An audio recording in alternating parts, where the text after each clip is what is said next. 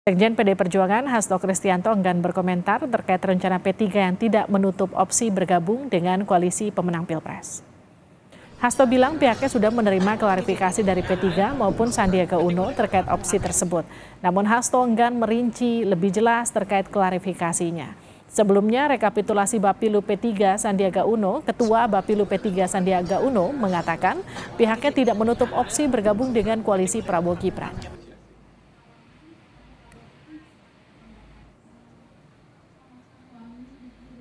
Ya, itu sudah diklarifikasi oleh Pak Sandi dan juga dari P3 bahwa pernyataan tersebut tidak ada kaitannya dengan penggunaan hak angket.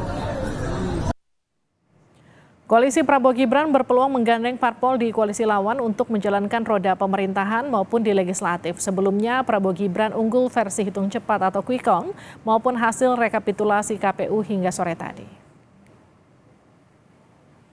Dan tentunya ya, pasca sinyal P3 akan merapat ke koalisi Prabowo Gibran, sejumlah parpol diprediksi akan bergabung ke koalisi pemenang pemilu itu. Sebelumnya, berdasarkan hasil hitung suara Pilpres 2024 di KPU hingga sore tadi, pasangan Prabowo Gibran masih unggul dengan perolehan 58,84%. Sementara pasangan Anies Mohaimin berada di posisi kedua dengan perolehan 24,47% dan pasangan Ganjar Mahfud di posisi ketiga dengan perolehan 16,69%. Salah satu parpol yang diprediksi akan bergabung adalah P3. Hal ini lantaran sang Ketua Bapilu P3, Sandiaga Uno menyatakan merasa terhormat bila diajak masuk bergabung ke koalisi Prabowo Gibran. Dari pandangan saya, pandangan pribadi saya, kita pasti akan sangat terhormat untuk diajak membangun bangsa.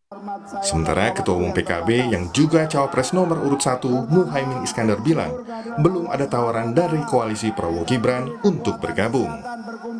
Siapa yang nawari? Siapa tahu nanti ada kalau diajak di pemerintahan berikutnya. Nggak ada, jangan berandai-andai. Caimin kan kemarin waktu pendaftaran sama Pak Prabowo sempat disebut sahabat saya, jangan lupa moga-moga. Nah sekarang belum ada, nggak ada. Meski belum ada ketegasan soal potensi bergabung dengan koalisi pemenang Pilpres, politisi Partai Nasdem Ahmad Saroni menegaskan sampai saat ini pihaknya masih berada di koalisi perubahan. Pak Surya kan bukan orang yang baru pertama kali ketemu, berkali-kali ketemu. Jadi bukan pada momen yang sekarang seolah-olah dukungan capres presiden kepada paslon tertentu itu dijustifikasi seolah-olah ada yang terkesan mau dilobi. Nggak ada, belum. Masih dinamis. Pengamat politik sekaligus Direktur Eksekutif Parameter Politik Indonesia Adi Prayitno bilang, PKB dan Partai Nasdem berpotensi bergabung ke koalisi pemenang Pilpres. Pasalnya, kedua parpol tersebut belum pernah menjadi bagian dari oposisi. Ini saya menduga partai seperti Nasdem ya, seperti PKB. Menurut saya termasuk dua partai yang relatif memenuhi portofolio untuk dirangkul. Apa argumennya? Pertama, kedua partai ini suaranya cukup signifikan. Yang kedua, PKB misalnya adalah partai politik yang sangat dinilai mewakili kelompok Islam terutama dari kalangan Nahdliyin. Berdasarkan hasil hitung suara legislatif di KPU hingga pukul 15 waktu Indonesia Barat, suara yang masuk sudah 65,32%. Di koalisi Anies Mohaimin, PKB memimpin perolehan suara dengan 11,66%. Sementara di koalisi Prabowo Gibran, Partai Golkar berada di angka 15,17%, serta di koalisi Ganjar Mahfud, PDIP masih meraih perolehan suara tertinggi dengan 16,53%. Usai KPU menetapkan hasil Pilpres 2024, sejumlah parpol diprediksi akan bergabung ke koalisi pemenang pemilu, yaitu koalisi Prabowo Gibran. Dari sejumlah parpol di koalisi Anies Mohaimin dan Ganjar Mahfud, hanya PDIP dan PKS yang berpotensi menjadi oposisi pemerintah, lantaran kedua parpol ini pernah berada di posisi tersebut. Tim Liputan, Kompas TV.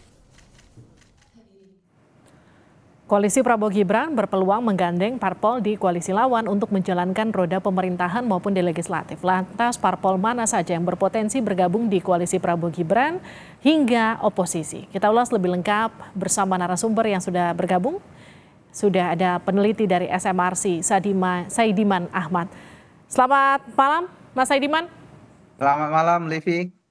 Kemarin saya sempat berbincang dengan Pak Saifullah Tamliha, nampaknya sudah ada lampu hijau dari P3 untuk nyebrang ke koalisi pemerintahan. Tapi menurut prediksi Anda selain P3 kira-kira parpol mana lagi yang berpotensi akan nyebrang ke Prabowo Gibran? Saya kira pertama-tama pada dasarnya partai-partai politik yang sekarang ini mendukung Pak Jokowi itu punya potensi untuk menyeberang atau bergabung dengan koalisi Prabowo Gibran. Pertama karena kita tahu bahwa secara sangat telanjang kita lihat bahwa Pak Jokowi ada di koalisi ini, sehingga partai-partai yang sebelumnya mendukung saya kira punya potensi untuk ke sana. Kecuali PDI Perjuangan karena ada faktor ketokohan dari Bu Megawati Soekarno Putri yang saya kira sangat kuat di PDI Perjuangan, sehingga mungkin ini yang akan menghalangi partai seperti PDI Perjuangan untuk kemudian bergabung dengan Prabowo Gibran. Tetapi partai-partai di luar PDIP itu saya kira punya potensi yang sangat besar ke sana. Saya kira saya setuju tadi bahwa sejumlah partai itu kan tidak terlalu terbiasa menjadi oposisi.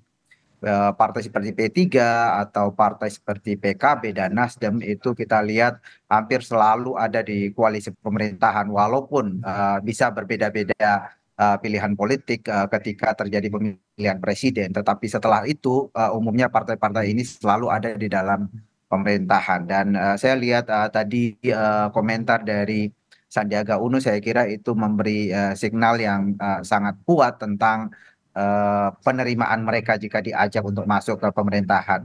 Kemudian saya kira di luar P3 ada Nasdem dan juga PKB. PKB ini betul ini juga partai yang selalu ada di dalam pemerintahan, setidaknya sebelumnya misalnya di zaman SBY juga sudah ada di dalam pemerintahan, kemudian di zaman Pak Jokowi juga ada di dalam pemerintahan. Walaupun misalnya PKB dan Nasdem di dalam pemilihan presiden ini mengusung jargon perubahan, tetapi sebenarnya kedua partai ini kan tidak pernah benar-benar ada di luar koalisi pendukung Pak Jokowi. Karena itu kalau kemudian mereka kembali mendukung calon yang di backup oleh Pak Jokowi, saya kira itu rasional. Kemudian hal yang kedua juga saya kira penting dipertimbangkan di sini bahwa walaupun pasangan nomor 2 ini memenangkan pemilihan presiden, tetapi kan di parlemen nanti kemungkinan besar mereka tidak mayoritas jika hanya mengandalkan partai-partai yang mendukungnya sekarang. Sekarang ini kalau kita hitung ya mungkin suara dari partai-partai pendukung Pak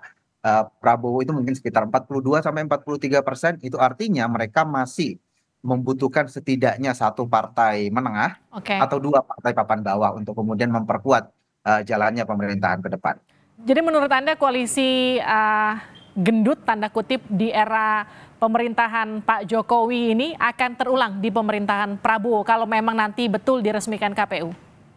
Ada semacam tradisi di Indonesia bahwa koalisi pemerintahan ini relatif lebih, katakanlah istilahnya tadi relatif lebih gendut, tetapi saya kira ke depan ini kita punya harapan ya, karena ada dua partai yang sejauh ini belum terlihat ada tanda-tanda untuk juga bergabung ke koalisi 02. Yang pertama adalah PDI Perjuangan dan yang kedua adalah Partai Keadilan Sejahtera. Saya kira kalau kemudian dua partai ini ada di luar pemerintahan, ini setidaknya memperbaiki kondisi sebagaimana yang sebelumnya, yang saya kira sangat, menurut saya cukup sangat tidak ideal, karena koalisi pemerintahan bukan hanya gendut tetapi sangat dominan. Hanya ada 15% kekuatan parlemen di luar pemerintah di zaman Pak Jokowi, dan sekarang ini di akhir pemerintahan bahkan Demokrat yang sebelumnya oposisi juga ditarik. Itu artinya hanya sekitar 7-8% saja parlemen yang ada di luar pemerintahan. Ini sangat tidak ideal. Nah, menurut Anda apakah kemudian PKS akan tetap menjadi oposisi ataukah nanti PKS akan buka puasa dari oposisi dan juga gabung ke Prabowo Gibran? Kalau kita lihat dari manuver-manuver elit belakangan ini, saya belum melihat ya ada tanda-tanda bahwa PKS ini akan dilirik juga untuk bergabung ke koalisi pemerintahan. Walaupun mereka sebelumnya mendukung Pak Prabowo ya di dua pemilu sebelumnya, tetapi yang terakhir ini tampaknya tidak ada komunikasi yang bisa kita lihat yang menggambarkan bahwa ada kemungkinan PKS akan bergabung dengan Pak Prabowo. Baik, yang namanya politik itu kan cair begitu ya. Hari ini A, besok bisa jadi B, hari ini lawan, besok bisa jadi kawan, semuanya masih bisa terjadi. Kita juga masih menunggu rekapitulasi resmi dari KPU diumumkan nanti kira-kira apakah betul Prabowo Gibran akan disahkan begitu menjadi presiden dan wakil presiden terpilih. Dan terima kasih sudah bergabung bersama kami, Mas Saidiman.